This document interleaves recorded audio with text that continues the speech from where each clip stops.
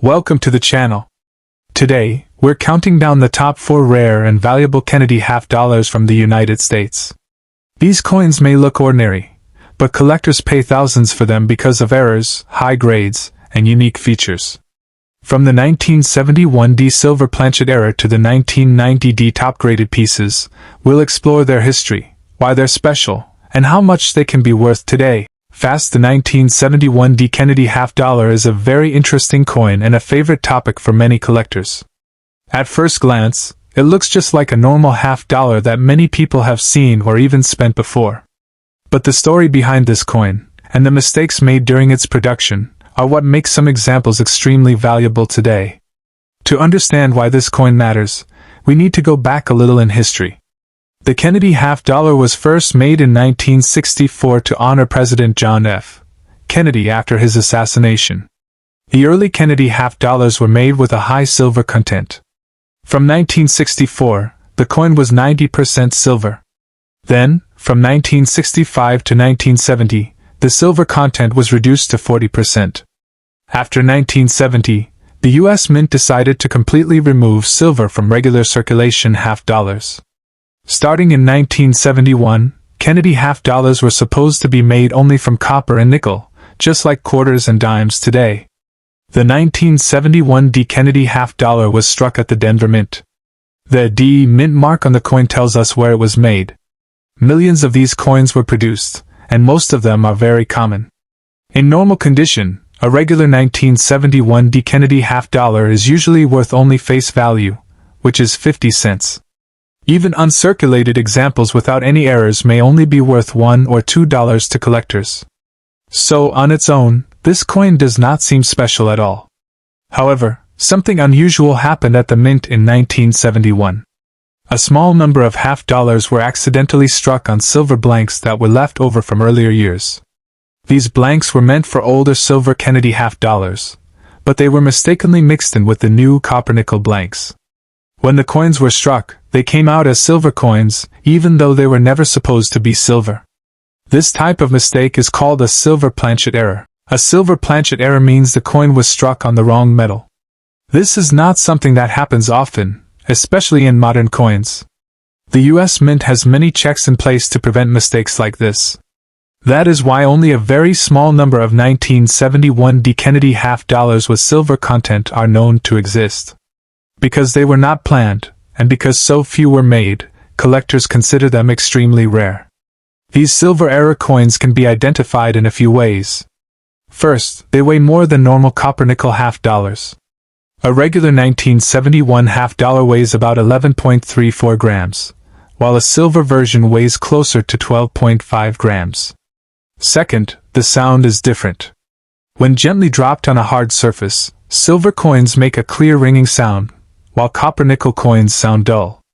The color can also be a clue, as silver coins often have a brighter or softer gray look compared to the darker tone of copper-nickel coins. When one of these rare silver Planchet era coins is found in high grade, the value can be shocking. High grade means the coin has very little wear and still looks almost new. Coins are graded by professional services, and higher grades bring higher prices. Some 1971D Kennedy half dollars struck on silver planchets have sold at auction for around $13,000 or even more. In some cases, prices can go higher depending on the condition, eye appeal, and collector demand at the time of sale. Seeing a coin that was meant to be worth just 50 cents sell for over $13,000 shows how powerful mint errors can be in the coin market. Collectors are not just buying metal, they are buying a mistake, a piece of history, and something very few people own. That rarity creates strong demand, which drives the price up. It is important to understand that not every 1971D Kennedy half dollar is valuable. The vast majority are normal copper-nickel coins and are very common. Many people hear about high values and assume all coins from that year are worth thousands of dollars, but that is not true. Only the silver Planchet era versions, or possibly coins in extremely high mint condition, bring big money. For anyone checking their own coins, it is worth looking closely at any 1971D Kennedy half dollars they find. Checking the weight and appearance can help determine if the coin might be something special. If a coin seems unusual, it should be checked by a professional coin dealer or sent to a grading service for confirmation. While the chances are small, finding one of these rare silver errors would be an incredible discovery. The 1971 D. Kennedy $half shows how even modern coins can hide big surprises. A simple mint mistake turned an ordinary $half into one of the most talked about error coins in U.S. coin collecting. For collectors and everyday people alike, it is a reminder that sometimes big money can come from the smallest details. Next, the 1972 D. Kennedy $half is another coin that looks very normal at first but can be very valuable if it has the right mistake. This coin was made at the Denver Mint, which is shown by the small D mint mark on the front of the coin. Millions of these coins were produced, and most people have seen or handled one without realizing it. In everyday condition, this coin does not seem special at all, but collectors know that some 1972 D $half are very different from the rest. By 1972, Kennedy $half were no longer made with silver. They were struck using a copper-nickel metal mix, just like modern coins today. Because of this, most 1972 D Kennedy $half are only worth their face value of 50 cents, or maybe $1 or $2 if they are clean and uncirculated. Banks, coin rolls, and old collections often contain these normal coins, and they are still easy to find. What makes the 1972 D Kennedy $half special is a design error known as the no FG error. On the back of the coin, near the eagle's tail feathers and legs, there should be two small letters. FG. These letters are the initials of Frank Gasparo, the artist who designed the Kennedy $half. On most coins, these initials are easy to see if you look closely. However, on some 1972 D coins, the FG is missing or so weak that it can barely be seen. This error did not happen on purpose. It occurred during the coin-making process when the dies were polished too much or became worn down over time. A die is the metal tool that presses the design onto the coin. When mint workers polish a die to extend its life or improve its appearance, fine details can sometimes be removed by mistake. In this case, the small FG letters were one of the first details to disappear. Because the no FG error was not intentional and only happened for a short time, very few of these coins were made before the problem was corrected. That is what makes them rare. Compared to the millions of normal 1972 D Kennedy $half, only a small number have this missing initials error. Collectors are always looking for coins with unusual features, and this one stands out clearly once you know what to look for. Finding a true no FG coin takes careful inspection. Sometimes the initials are not completely missing but are extremely weak. Collectors usually use magnification to check the area near the eagle's feet. Lighting is also important, because shadows can sometimes make the initials appear missing when they are actually just faint. A genuine no FG coin will show no clear letters at all, even under magnification. The value of a 1972 D Kennedy $half with the no FG error depends heavily on its condition. Coins that are worn or scratched will still be worth more than face value, but the biggest money comes from coins in excellent shape. Uncirculated examples, meaning they were never used in everyday transactions, are the most desirable. These coins still have sharp details, clean surfaces, and original mint luster. In the coin market, many no FG 1972 D Kennedy $half have sold for thousands of dollars. Some examples have sold in the $2,000 to $3,000 range, especially if they were certified by a professional grading service. Certification is important because it proves the coin is genuine and confirms the error. Buyers are more confident paying high prices when the coin has been officially graded and sealed in a protective holder. In special cases, prices can go even higher. Coins with exceptional eye appeal, strong strike quality, and high grades can attract serious collectors at auctions. When multiple collectors compete for the same rare coin, prices can rise quickly. That is how some examples reach values closer to the $7,200 range, or even higher under the right market conditions. It is important to remember that not every 1972 D Kennedy $half is valuable. Most of them are completely normal and worth very little above face value. Many people hear about high prices and assume any coin from that year is worth thousands, which leads to disappointment. The key detail is the missing FG initials. Without that error, the coin is common. For people checking their own coins, patience is important. The FG letters are small, and it can take time to learn where to look. Using a magnifying glass and good light can make a big difference. If a coin appears to have no initials, the next step is to have it examined by a knowledgeable coin dealer or a professional grading service. This helps avoid mistakes and confirms whether the coin is truly valuable. The 1972 D. Kennedy half dollar with the no FG error shows how tiny details can completely change a coin's value. A small missing set of letters turned an ordinary half dollar into a prized collectible. For many collectors, this coin is a perfect example of how careful observation and knowledge can lead to exciting discoveries in everyday change. Next, the 1983 D. Kennedy half dollar is a good example of a coin that seems ordinary but can become very valuable under the right conditions. This coin was made at the Denver Mint, which is shown by the small D Mint mark on the front. In the early 1980s, Kennedy half dollars were still being produced in large numbers, but they were not used much in everyday spending. Because of this, many people ignored them, and fewer were saved in perfect condition. By 1983, Kennedy half dollars were made only from a copper-nickel metal mix, with no silver at all. Most of these coins entered circulation, and many were handled roughly over the years. Because of normal wear, scratches, and marks, most 1983 D. Kennedy half dollars today are not in great shape. In worn condition, they are usually worth just face value, which is 50 cents, or maybe a little more if they look nice. What makes the 1983 D. Kennedy half dollar special is not the metal, but the condition. Collectors place a high value on coins that survive in near-perfect or perfect shape. These coins are called mint state coins. Mint state coins are graded on a scale, and the higher the number, the better the condition. Grades like MS67 or MS68 mean the coin has very few marks, strong details, and bright original shine. For the 1983 D. Kennedy half dollar, coins in these high grades are extremely rare. While millions were made, very few were carefully saved and protected from damage. Many coins from this year were placed into circulation quickly, which means they picked up small marks and wear almost right away.